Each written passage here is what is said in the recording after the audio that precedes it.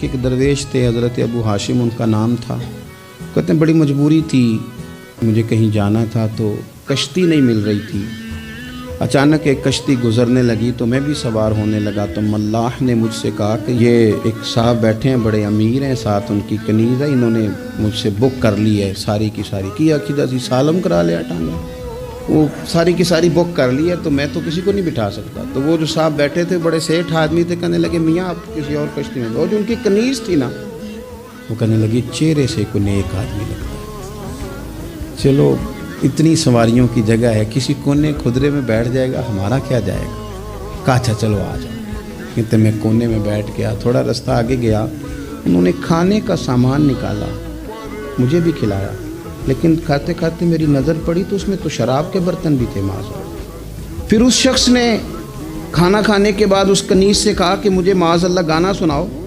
وہ گانے گانے لگی, یہ میری طرف متوجہ ہونے لگا, مجھے کہنے لگا سنو. میں نے کہا میں یہ نہیں سنتا. پھر میری طرف شراب بڑھائی, میں نے کہا میں نہیں پیتا.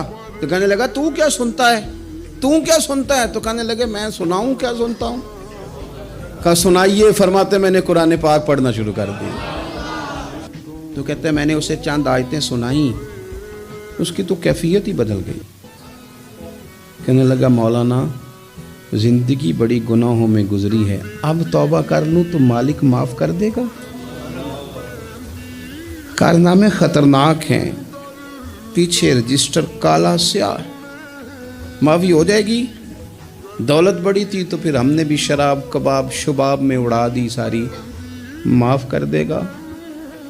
تو کہتے ہیں میں نے کہا ہو بندے کے آنے کی دیر ہے, اس کی رحمت تو فوراً ہی قبول کر لیتی ہے. ویسے بھی عدل کریں تے تھر تھر کمبن, اونچیاں شانہ والے تجھے فضل کریں تے پھر تے بخشے جامن میرے جے منہ کالے.